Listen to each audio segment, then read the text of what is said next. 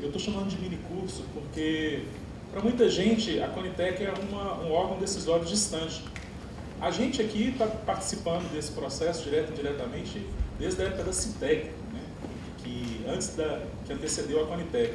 Então, para a gente, a Conitec é algo do dia a dia, muito próximo. Né? E eu tenho um enorme prazer de convidar a doutora Vânia Canuto. Né? A doutora Vânia é bacharel em Ciências Econômicas pela Universidade Federal do Rio de Janeiro, é especialista em Economia da Saúde, Farmacoeconomia, Políticas Públicas e Gestão Governamental, mestre em Saúde Pública e Gestão de Tecnologias pela Fundação Oswaldo Cruz e atualmente é diretora do Departamento de Gestão e Incorporação de Tecnologias e Inovação em Saúde, DEGITS, da Secretaria de Ciência, Tecnologia, Inovação e Insumos Estratégicos do Ministério da Saúde. A doutora Vânia é uma pessoa que eu conheço de longa data, foi minha colega de trabalho no Ministério, né, que eu saiba iniciou a carreira na Anvisa, logo que passou no concurso. Então é uma servidora que eu tenho muito orgulho de ter trabalhado junto ao longo desses anos todos aí, e que transformou a Conitec numa política de Estado, tá, gente? Assim, a gente pode ter críticas e pensar em possibilidades de upgrade, mas a Conitec já sobreviveu a 3 governos de 3 partidos diferentes, 3 ou 4, até estou em dúvida, né? Então, mostra uma certa resiliência e mostra também a relevância dela, né, como política de Estado no Brasil, sendo comparada, tá, gente? Importante a gente relembrar isso aqui, sendo comparada às melhores agências do mundo hoje que decidem sobre tecnologias em saúde para sistemas de saúde. Então, é um enorme prazer que eu convido a doutora Vânia aqui a vir falar um pouco sobre como funciona a Conitec e como funcionará a Conitec daqui para frente também. Obrigado.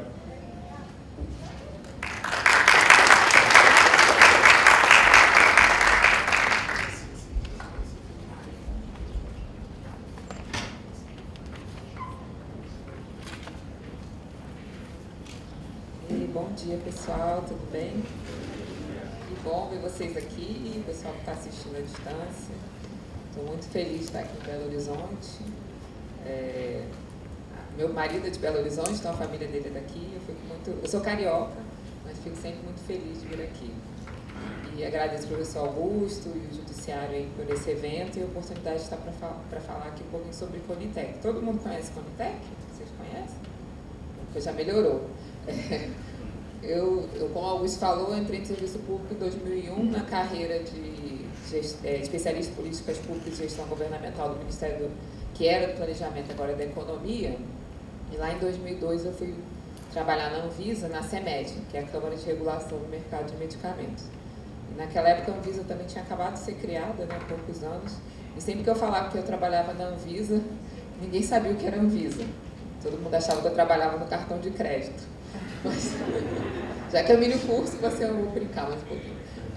Então, trabalhei lá até 2009, 7 anos na CEMED, e depois, em 2009, fui para o Ministério da Saúde, trabalhei no Departamento de Ciência e Tecnologia, na área de avaliação de tecnologia. Já existia a CITEC, que foi a comissão anterior à Conitec, né, que ela avaliava a incorporação de tecnologias no âmbito do Ministério da Saúde. E aí, quando a lei da Conitec estava para ser aprovada no Congresso, a Clarice Petramali, que foi a primeira diretora lá da Conitec, eu já conhecia da época da Anvisa, ela era servidora da Anvisa também, veio para o Ministério da Saúde, me convidou para trabalhar com ela, então a gente está... eu participo da Conitec desde antes dela existir, né? Desde a época que ela ainda não existia. Então, como o Augusto falou, é uma política de Estado, né, gente? É muito importante que seja uma lei, né? Não é uma portaria, não é um decreto, é algo que está em lei, que de iniciativa do Congresso Nacional, em 2011, que regulamentou a incorporação de tecnologias no SUS. Então, alterou a Lei 8080 do SUS, dizendo quais eram os critérios necessários para a incorporação de tecnologias. E criou a Conitec, né? A Comissão Nacional de Incorporação de Tecnologias do SUS. Então, não mais para o Ministério da Saúde, mas para o sistema de saúde como um todo. E a lei, ela foi muito inovadora para a época, que ainda é comparada aos países da América Latina, porque ela estabeleceu que a incorporação de tecnologias e protocolos clínicos é uma atribuição do Ministério da Saúde, mas assessorado por essa comissão.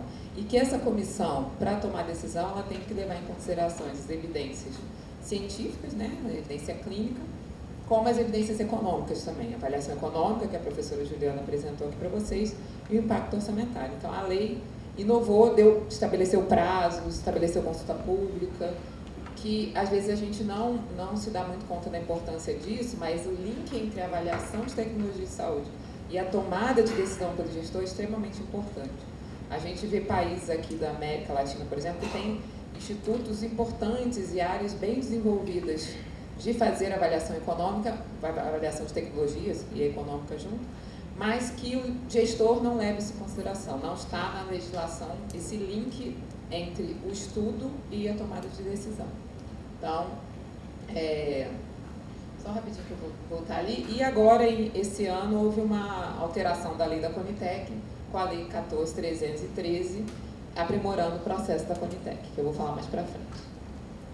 Então, como vocês sabem, né, existe a lei estabeleceu isso, o processo da Conitec, 180 dias, consulta pública de 20 dias, a tomada de decisão pelo Ministério da Saúde com uma portaria de incorporação, e também o decreto estabeleceu que a disponibilização após a incorporação ela deve ser feita em 180 dias.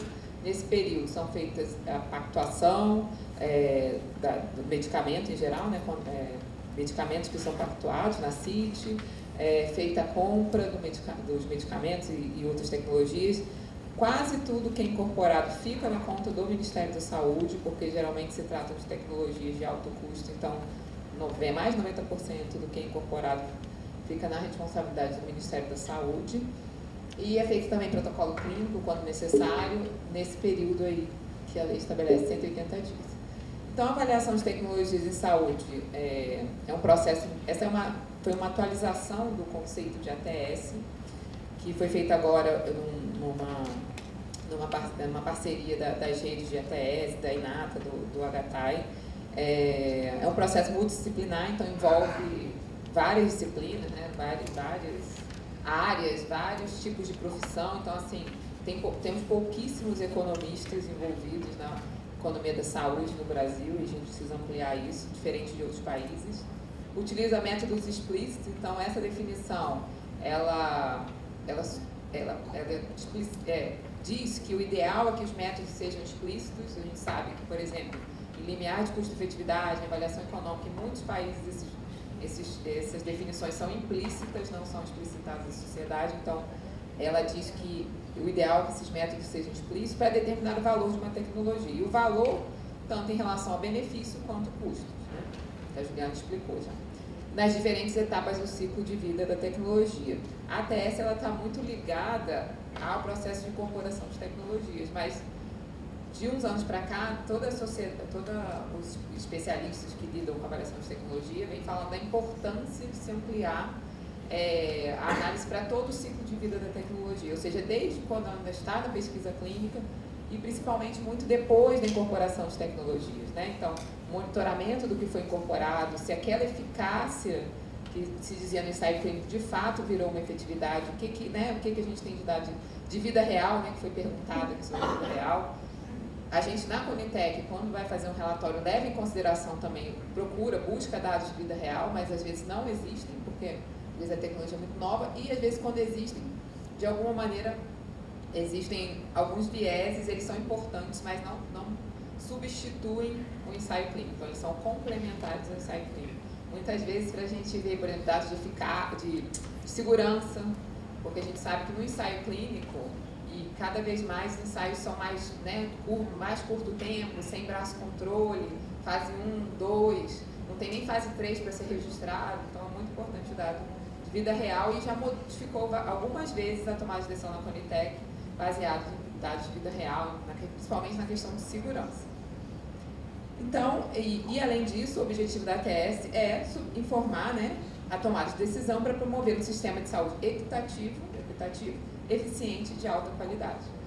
Como a Juliana apresentou, a avaliação econômica ela compara as tecnologias, a eficiência de uma nova tecnologia, tanto em relação aos custos e benefícios. E a ATS tem esse papel de promover um sistema eficiente de alta qualidade. Então, pensando na saúde como um todo, na saúde coletiva e não na saúde individual. Então, a avaliação de tecnologias tem toda essa questão que eu falei, e na tomada de decisão da Conitec e de outros órgãos do mundo inteiro, a gente utiliza aspectos clínicos, econômicos, também considera aspectos relacionados ao paciente, e no Brasil, muito importante, aspectos organizacionais. Então, se aquela tecnologia vai conseguir ser implantada ou não, a questão de logística, a capacitação necessária, quando, às vezes, em algumas tecnologias são necessárias, né, necessária haver capacitação, questão ética, tudo isso é levado em conta. Na Conitec, em qualquer comitê de tomada de decisão e avaliação de tecnologias no mundo. Então, muita coisa aí foi feita, a gente fez uma linha do tempo, né, dos aprimoramentos que a gente vem fazendo ao longo dos anos. Então, em 2011 foi criada a Conitec, o decreto no final de 2011, a primeira reunião foi em 2012, em 2014 é quando a gente conseguiu ter um site próprio da Conitec, então agora o site acabou de ser atualizado, então a gente consegue atualizar ali em tempo real tudo o que está acontecendo na Conitec. A gente, na consulta pública, a gente viu a necessidade de ter 2 formulários separados de consulta pública, um formulário técnico e o outro para o paciente. Começamos a fazer informes de monitoramento do horizonte tecnológico em 2014, que é saber o que está vindo. Então, a gente tem os informes e dentro do relatório tem também o que vem de uma tecnologia. Tem doenças que não tem nada. Então, pode ser que eu tenho viés de falar medicamento, até você da farmacoeconomia, mas porque 70% que a gente avalia é medicamento. Tem doenças que a gente vê que não tem nada, tem outros que tem muitas tecnologias. Então, às vezes a incorporação de uma que não é tão eficiente nesse momento pode... talvez não fosse uma alternativa muito boa, já que vem outras tecnologias. Já tem outras doenças que são mais negligenciadas e aí às vezes pode não ser tão eficiente, mas por não ter outra alternativa terapêutica pode ser importante incorporar. Então, o MHT é muito importante nesse sentido. 2015, relatório para a sociedade, que é pegar o relatório técnico de 100 páginas e transformar isso para relatório para a sociedade. Submissão de demanda por meio do sistema eletrônico 2015, a primeira reunião de pré-submissão com a indústria farmacêutica, então como em outros países, antes da indústria submeter um dossiê, porque a indústria tem que submeter todos os estudos, né? Se a indústria quiser solicitar, e muitas vezes eles solicitam, a gente faz uma reunião com eles antes para tentar, para avaliar se metodologicamente aquela demanda está adequada, né, de acordo com as diretrizes metodológicas, e para que a demanda venha da melhor maneira possível. Então, 2017, participação da indústria na reunião plenária. Então, a gente tem uma oportunidade de falar 15 minutos na volta da consulta pública, que a gente entende que é o melhor momento, que a gente já tem todos os subsídios para poder dar as respostas. A primeira reunião de escopo de elaboração e atualização de PCDT com a participação de especialistas em pacientes em 2017. O PCDT é um processo muito mais complexo que a TS, né? A pessoa aqui da UFMG sabe, né? Sofre com isso, porque você tem que analisar a doença como um todo e várias tecnologias, vários medicamentos. É um processo que demora às vezes 1 ano, 2, quando é um PCDT novo, e é muito importante inserir tanto os médicos quanto os pacientes na elaboração desse processo. Então, a gente começou a fazer isso em 2017, na reunião de escopo, que é onde vai se definir as perguntas de pesquisa, que vão nortear a elaboração do PCDT. Claro que o PCDT é sempre feito por médicos, especialistas, profissionais de saúde, mas no início, antes dele começar a ser elaborada, essa reunião de escopo é muito importante. 2019, disponibilização, mais transparência, disponibilização das datas de submissão, os dossiês dos demandantes. Então, vocês conseguem ver no site da Conitec o relatório e também o dossiê do demandante para poder comparar. PCDT resumido, também tem um protocolo grande com várias páginas. Tem um PCDT de 2 páginas pequenininhas resumidas e um fórum de ETS. Esse fórum de ETS a gente tem feito anualmente com os atores envolvidos no processo. Então, a gente convida operadores do direito, participam e faz grupos de discussão. Então, tem operadores de direito, paciente, indústria, gestores, metodologistas, Conitec, para discutir e sugerir aprimoramento do processo. Então, a gente fez primeiro em 2019, fez também em 2021, né? 2020 foi mais complicado por conta da pandemia, mas é um processo bem importante, e no ano seguinte a gente dá uma devolutiva do que melhorou no processo. Então, em 2020, a gente criou um painel da Conitec em números, vocês conseguem, é atualizado automaticamente, então vocês vão saber tudo que foi incorporado, que não foi, as consultas públicas, todo esse painel no site. A perspectiva do paciente também em 2020, então além da indústria falar, o paciente também pode falar agora na Conitec. 2021, a primeira audiência pública, nós já fizemos 6 até agora. reuniões periódicas com a Associação de Pacientes, e aí em 2021 a gente fortalece o processo de monitoramento das tecnologias incorporadas, faz segundo fórum. Agora em 2022, o que a gente está qualificando mais é a análise qualitativa das contribuições de consulta pública.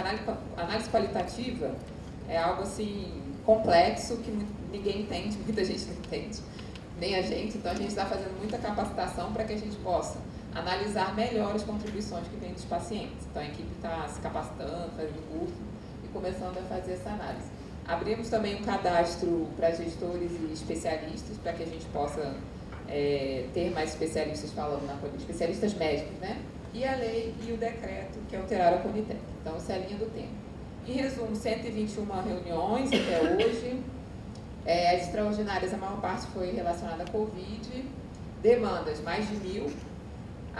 Mais da metade aí é interna, e esse interno é muito fruto da atualização do PCDT. Então, as externas, a grande parte é da indústria farmacêutica, né? E a interna é quando se atualiza um protocolo clínico e a gente faz uma pergunta de pesquisa em relação ao medicamento, uma tecnologia, e essa demanda é interna.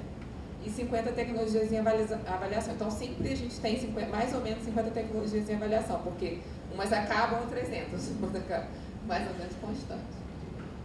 Demandas não conformam. Então, o demandante externo ele tem que apresentar a revisão sistemática, né, com os dados clínicos, eficácia científica, a avaliação econômica e o impacto orçamentário. No começo da Conitec havia uma não conformidade muito grande. A indústria não sabia fazer avaliação econômica. Não era só aqui na academia e só a gente que não sabia. A gente achava que a indústria sabia, mas a indústria não sabia. Então, grande parte das não conformidades no começo era por conta da avaliação econômica. Mas a gente aprendeu muito, né? Nós, a indústria, todos nós aprendemos e continuamos a aprender. Então, essa não conformidade caiu muito, porque quase todos os processos hoje são feitos metodologicamente corretos. Então, a maior parte da demanda é medicamento, né? Eu acredito que muito porque produtos e procedimentos, eles são pagos via procedimento, né? Na tabela. E geralmente há uma procura por uma análise da Conitec quando aquele procedimento, o valor daquele procedimento não cobre. Porque como o procedimento ele é aberto, ele não especifica técnica, por exemplo, se há um novo procedimento ou um novo produto para a saúde com valor muito superior ao da tabela, em geral há uma demanda Conitec. Já o medicamento não, realmente ele precisa ser incorporado porque ele tem outra forma de financiamento no SUS. A maior parte da demanda na área de infectologia e oncologia. Então, aqui o crescimento o ano passado foi o ano, assim, bateu todos os recordes de avaliação realizada, então a gente teve ali mais de 100 avaliações, muito mais do que nos outros anos, muito mais demanda. Foram 120 consultas públicas no ano passado, geralmente a gente fazia mais 80 consultas públicas por ano, e aí foi o recorde do recorde das análises. Então, a gente teve 31 incorporações, 38 não incorporações no ano passado, 33 exclusões. Essas exclusões, elas são fruto de um processo ativo da subcomissão da Rename, mas vocês não pensam assim, são exclusões, geralmente, de medicamentos que ou o registro caducou, ou ficaram obsoletos, foram substituídos por outros, não é nenhuma exclusão no sentido do monitoramento da incorporação de tecnologias. E 3 não exclusões. Tivemos solicitações de exclusão e a gente decidiu não excluir. Em 2022, 33 incorporações e 18 não incorporações até o momento. O tempo médio, né, de avaliação, então ali a gente está, né, em 2021, 2020, ele cumprindo o prazo das recomendações do tempo legal. 55% das tecnologias demandadas foram incorporadas, 32,8% não incorporadas, 12% excluídas e menos de 1% não excluídas. Então, a maioria das tecnologias são incorporadas, né? Elas vêm sendo incorporadas, só que quando não é incorporado, há sempre o que não é incorporado é uma cobrança da sociedade. Mas esse número de 55% ele é parecido com outros lugares do mundo. Então, consulta pública foram 659, esse número muda diariamente hoje. Se eu não me engano, foram publicados acho que 8 ou 7 ou 9 consultas públicas, mais de 370 mil contribuições. Tecnologias para Covid, a gente também avaliou e incorporou as vacinas, né, para Covid, obviamente. e também o baricitinib e o tocilizumab para o paciente hospitalizado, e o nirmatrelvir e o ritonavir para o paciente, para o tratamento ambulatorial da doença. Então, como eu falei, tem o monitoramento das tecnologias incorporadas do horizonte tecnológico, o MHT. Então, nós temos aí no site nosso 23 alertas, vocês podem olhar. Agora, a gente acabou de publicar dois alertas sexta-feira sobre tratamento e vacina para monkeypox, além dos temas da Covid, né? E tem informes também. Qual a diferença do alerta e do informe? O alerta ele é focado numa tecnologia, o informe ele é focado na doença. Então, o informe ele é mais completo e abrange toda a doença. Isso está lá no site, vocês podem olhar. Então, fizemos esses informes todos para a Covid. E a avaliação de desempenho, como eu já falei, se aquilo funciona, né? Se é efetivo, se é seguro, se aquele custo que a gente previu lá foi aquilo mesmo, se a difusão que a gente calculou, o impacto orçamentário que a gente calculou foi aquele mesmo. Então, nós fizemos alguns casos, muitos aqui em parceria com a FMG, em relação aos transplantes, né?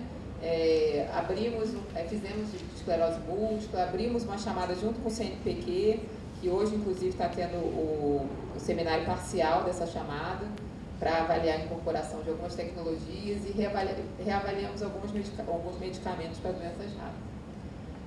Então, temos 350 relatórios da sociedade publicados, que é esse relatório que eu falei que é mais curtinho, numa linguagem mais acessível à população.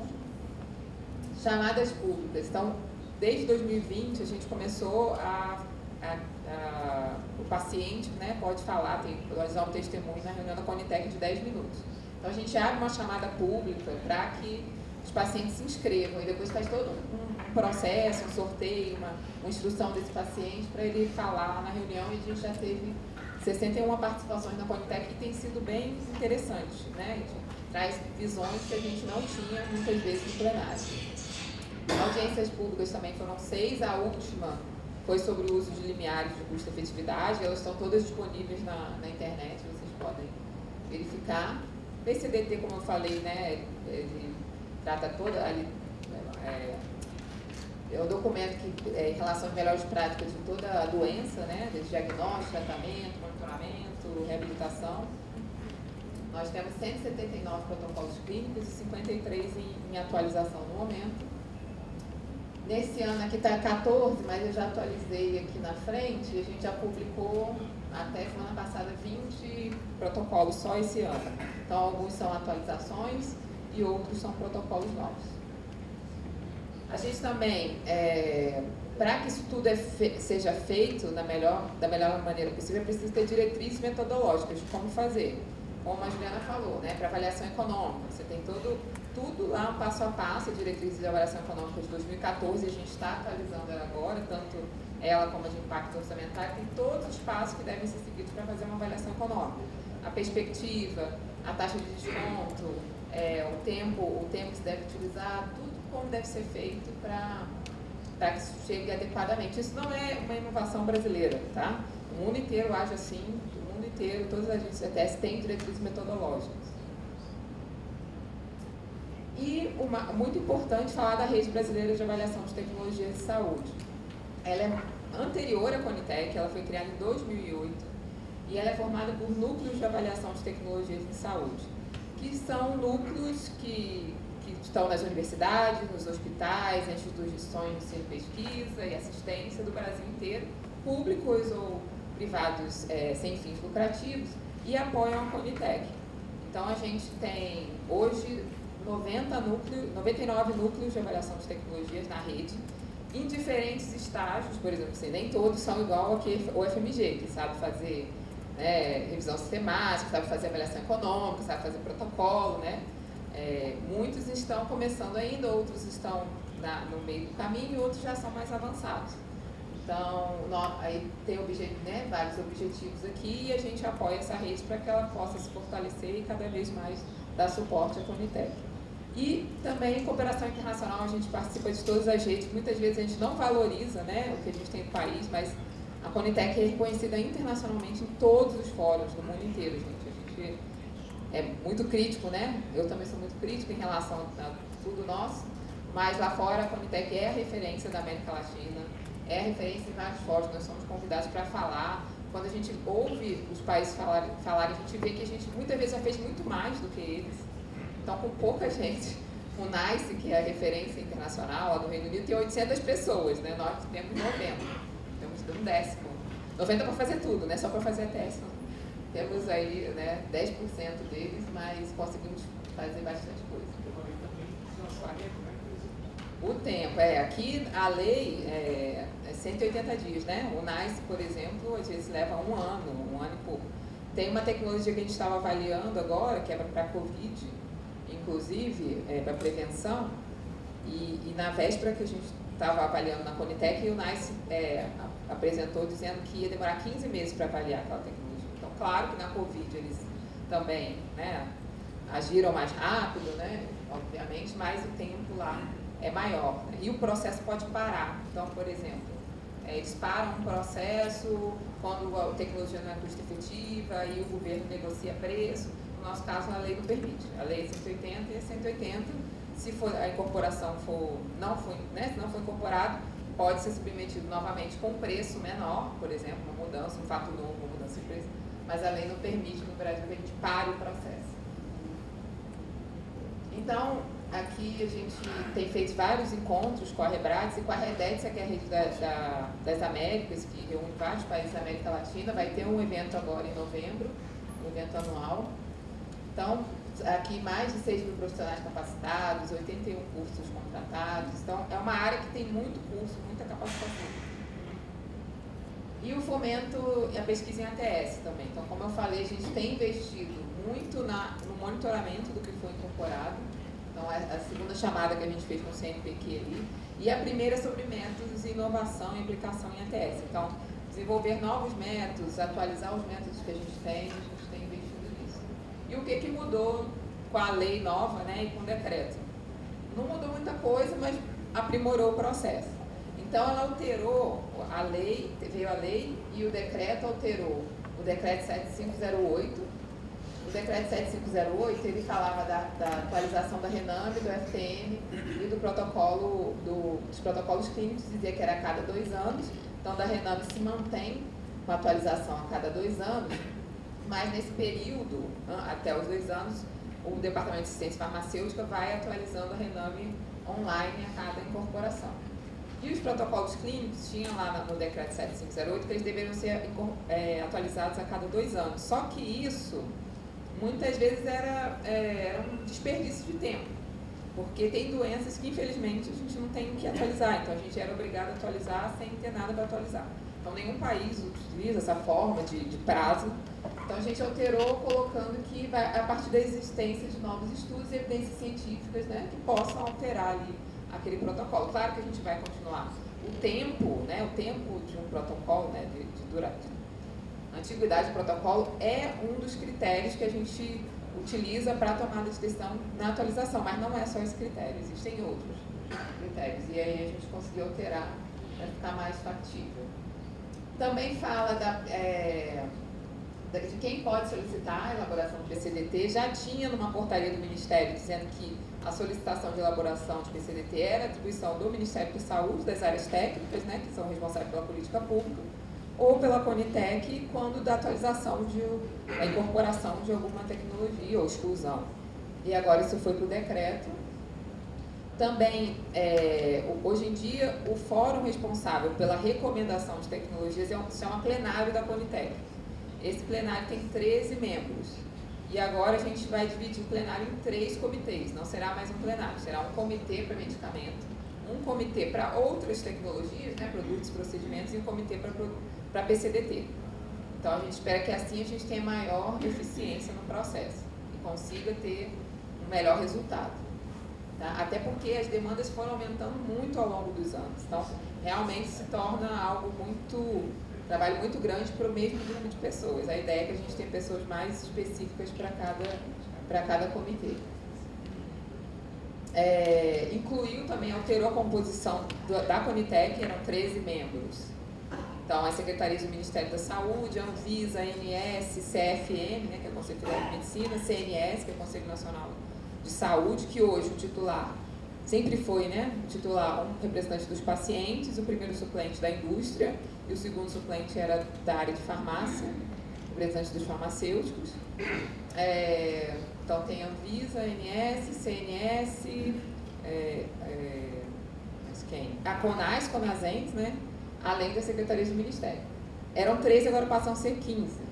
Com a inclusão dos NATs, então vai ter uma representação do metodologista em ATS, no plenário da Conitec. Isso é muito importante, né, trazer a questão do método na tomada de decisão, e da MB.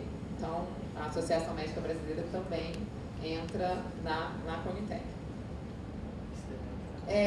O decreto também estabeleceu que é importante, né, que tenha a qualificação dos membros da Conitec. Então, será exigido, né, experiência profissional, né, capacitação ou mestrado na área. Então, quem não tiver experiência, né, quem não tiver experiência, a gente tem cursos, a gente vai oferecer cursos para que a pessoa faça os cursos e passe a ser capacitado na área. Tá? Então, isso também é bem importante para a qualificação dos membros. A gente tem curso o tempo inteiro, mas se torna obrigatório. Não obrigatório fazer todos os cursos, mas pelo menos alguns para poder entrar no plenário. Convite ao CNJ, CNMP e o da Defensoria Pública para participar da reunião, caso eles queiram, né? A gente vai enviar o convite, se quiser participar, serão muito bem-vindos, sem direito ao voto. E a questão da avaliação econômica e custo-efetividade, então a lei estabeleceu que tem que ser criados parâmetros de custo-efetividade, que é isso que a gente vem discutindo, do limiar de custo-efetividade. Então, a gente vem trabalhando nisso, e na reunião da última reunião da Conitec, que foi agora dia 31 de agosto, a gente conseguiu fechar essas primeiras recomendações para publicar na internet as diretrizes, né? A gente fez consulta pública, fez audiência pública e depois, mais tarde, eu acho que o pessoal vai falar disso aqui.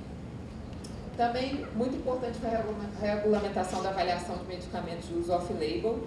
Então, a gente tinha um decreto que dizia que a Conitec podia solicitar à Anvisa a análise, só que a Anvisa nunca nos deu uma resposta, nunca nos deu um retorno sobre absolutamente nada que a gente pediu desde 2015, sendo que muitos dos medicamentos são antigos, de ampla utilização com evidência científica comprovada, mas nunca houve retorno. Então, agora, né, isso vai ser uma atribuição da Conitec. Claro que tem que ser demonstrado, como a lei fala, a eficácia, a acurácia, a efetividade, a segurança, e tem que estar padronizado no protocolo clínico, se houver incorporação do medicamento off-label. E deve ser observado também o uso consagrado, se é algo que é usado há muito tempo pelos médicos, ou autorização em algum dos países do ICH e do IMDRF. Então, a gente colocou alguns critérios para que não seja algo amplo assim, só quando realmente houver evidência de eficácia e segurança. E também a gente estabeleceu que a solicitação também só pode ser feita pelo próprio Ministério da Saúde, para que isso não, o objetivo não é bypassar a Anvisa, né, que todo mundo possa solicitar medicamentos off-label. Ele tem que ter a segurança, a eficácia comprovada e tem que estar aderido à política pública. Né? Então, a gente fechou esses critérios. E uma outra regulamentação importante foi sobre avaliação de medicamentos para doenças negligenciadas. A gente já avaliava na Conitec medicamentos sem registro no Brasil, por conta de uma excepcionalidade na lei da Anvisa, que diz que medicamentos para política pública, né, do Ministério da Saúde, importados, né, comprados em organismos internacionais, poderiam não ter registro no país. Isso acontece em medicamentos para hanseníase, leishmaniose, malária, tuberculose, febromaculose, todas essas doenças negligenciadas em que não há um interesse econômico e não há registro no país. Então, muitas vezes é um fabricante, o mundo inteiro, para prover o mundo inteiro, e não há um interesse em se fazer o registro. No Brasil, a gente já avaliava isso, mas agora está no decreto, e é bem importante porque nós somos um país que tem muita doença negligenciada e a gente não poderia deixar de tratar esses pacientes, nem poderia deixar de avançar nesses tratamentos quando eles existem. Mas se ele for um procedimento não experimental, a gente não vai avaliar, isso já estava na lei, só a gente colocou que de cara o processo vai ser indeferido.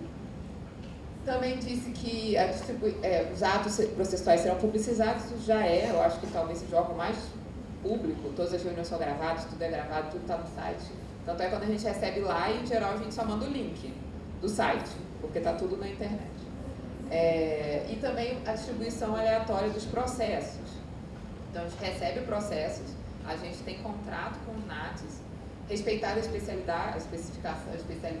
Então, a gente está trabalhando na portaria do regimento da Conitec agora, que além do decreto precisa de uma portaria, que a gente tem que publicar agora em novembro, que vai estabelecer a distribuição aleatória dos processos para também evitar, nunca existiu, mas que evitar que haja um questionamento em relação a viés aí de seleção dos núcleos. E desafios, né? Eu acho que o que a gente precisa? Ampliar a rede de parceiros, né? Focar muito aí na avaliação econômica. A gente tem um cadastro dos NATs, a gente sabe que a avaliação econômica era um gargalo no início, ainda a gente superou muito, a gente tem muitos núcleos que sabem fazer avaliação econômica, não é fácil de fazer, gente, é complexo, mas precisa melhorar ainda. Ampliar também para a PCDT, que é o maior gargalo do Brasil, com certeza nessa área, protocolos clínicos. Então a gente tinha 4 núcleos só que faziam protocolos, a gente conseguiu ampliar para 10 e a gente está tentando ampliar para chegar até 14 núcleos para fazer protocolos clínicos. É muito mais difícil, é muito mais complexo, às vezes os núcleos não querem fazer, né, Juliana? A Juliana está rindo ali para mim, porque é difícil, é um processo bem mais difícil. Então, a gente precisa trabalhar nessa ampliação. Implementação do que é incorporado, a gente sabe que há, às vezes, um atraso do que é incorporado, né? Mas a gente precisa trabalhar nisso. Teve um relatório da CGU, a CGU fez uma auditoria o ano passado, está disponível no site também da CGU. Então, ela fala dessa questão da implementação do que é incorporado. O monitoramento e a reavaliação de tecnologias, né? E aí, nossos sistemas de informação, eles não foram feitos para captar efetividade nem segurança. Não é igual lá na Itália, né? Que ele foi lá e tem o sistema de informação em todos os hospitais, e os médicos, profissionais de saúde têm que colocar no sistema, senão eles são, né? Tem uma penalização se não colocam. Aqui não foi, o sistema não foi feito assim. A gente consegue extrair os dados, mas é bem mais complicado. Então, a dificuldade do sistema de informação dificulta muito o processo de monitoramento e reavaliação de tecnologias. Trabalhar também acordos de acesso gerenciado, que aqui no Brasil é muito conhecido como compartilhamento de risco, né? Que é o seguinte, hoje se incorpora e se não funcionar, a conta é da população. Gente, nós todos pagamos, se não funcionou, ninguém ressarce, a indústria não ressarce, os cofres públicos, né? O nosso dinheiro. Então, é importante que a gente consiga avançar nisso, de que haja uma corresponsabilização. Muitas vezes, por exemplo, o impacto orçamentário calculado ali, aquilo ali de fato aconteceu, ou de repente foi 10 vezes mais. Em países aqui do lado, por exemplo, o Uruguai, no Uruguai se faz muito acordo de compartilhamento de risco, de teto de gastos, por exemplo, em relação a uma incorporação. A partir dali, é a indústria que vai bancar aquela incorporação, a gente precisa avançar nisso. Tem um desafio enorme com os registros sanitários, cada vez mais baseado em ensaios clínicos de baixa qualidade, gente. É fase 1, fase 2, que não provou eficácia com 5 pacientes, 10 pacientes. Às vezes é 1 paciente, 2 pacientes, e é registrado. E a gente sabe que o registro é condicional, não é um registro, é condicionado à apresentação de estudos de fase 3, só que ninguém sabe, o judiciário não sabe. Ele está considerando, a Anvisa registrou, está registrado. Não, mas não é assim. A Anvisa registrou, mas ainda está faltando estudo. Então, acho que precisaria a Anvisa explicitar mais que algumas vezes os registros não são registros totalmente definitivos, são registros que carecem de evidência científica. Isso dificulta muito o processo de ETS, porque aí você vai avaliar um medicamento que foi analisado com 15 pacientes, sem grupo comparador. Por exemplo, tem um caso bem famoso aí de uma doença rara, que eram 15 pacientes, sem grupo comparador. Passados 3 anos, os pacientes, que o medicamento prometia curar. Era o medicamento mais caro do mundo. Prometia curar, você pagava de uma vez só, o Ministério de Ação Judicial já pagou mais de R$1 bilhão, e a gente vê depois de alguns anos o ensaio clínico dele, que dos 15 pacientes a empresa acompanha 10 ainda. Dos 10, 4 já tomam um medicamento que existia antes. Ou seja, não curou. Alguém devolveu o dinheiro, não devolveu, R$1 bilhão. R$1 bilhão, na nossa judicialização do Ministério da Saúde, sai R$2 bilhões. Isso é quase 30% do orçamento do componente especializado de ciência farmacêutica, para comprar todos os medicamentos de alto custo. R$1 bilhão para esse medicamento que dizia que curava e não cura. Depois a gente viu que não cura. Mas aí já foi, né? Então, assim, e dado para pacientes totalmente fora da bula. Não é nem na bula, fora do ensaio. A bula já está fora do ensaio clínico. A bula é até 6 meses de idade. Aí a bula já diz que é até 2. Aí a gente já tem judicialização de até 7 anos. E com 2 casos de mortes agora em 2 países recentemente. Então, não é um caso em si, entendeu? Esse é só o primeiro caso de muitos casos que virão, né, de terapia avançada, que existe muita incerteza em relação à efetividade, muita incerteza em relação à segurança, e os custos e os preços são ilimitados. Então, é um desafio para o tomador de decisão, porque você vai tomar decisão no escuro, sem ter, na verdade, um dado de eficácia, de efetividade e sequer de segurança. Né? Então, qualificar a tomada de decisão. É preciso que tenha uma qualificação na tomada de decisão. Né? Cada vez mais, tanto a parte clínica quanto a parte econômica, com limiares. É difícil tomar decisão, é complexo, mas precisa ser cada vez tentar ser mais objetivo a tomar decisão. É claro que o limiar de custo-efetividade não é estar abaixo do limiar ou acima do limiar, incorporado ou não incorporado. Não é só isso que é levado em conta. Muitas vezes, inclusive, pode ser custo efetivo, mas a incerteza no ensaio clínico é tão grande que você não sabe nem sequer se é eficaz contra o que tem no SUS. Porque lembrando que a eficácia na Anvisa é contra placebo, não é contra o que tem no SUS. No SUS, muitas vezes, já tem alternativa terapêutica. Aí, quando você vai comparar a eficácia, não tem superioridade.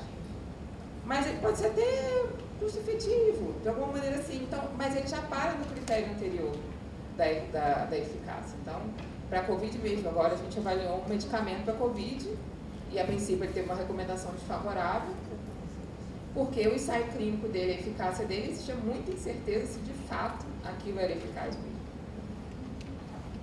Importância da incorporação do valor das incorporações em termos de quantidade, qualidade de vida, o valor para o paciente, então a questão dos pares, né, que a Juliana explicou, que não é um desfecho, o melhor desfecho, mas é o melhor desfecho que existe, né? É tipo a democracia, né? É o melhor que existe. Então, que ele consegue comparar as tecnologias, né? O que aumenta a sobrevida, o que aumenta a qualidade de vida. Metodologias específicas para doenças ultra-raras, então, em relação à eficácia, o que vai ser flexibilizado? Em relação à avaliação econômica, o que a gente vai flexibilizar? E terapias avançadas. Como é que a gente vai pagar isso?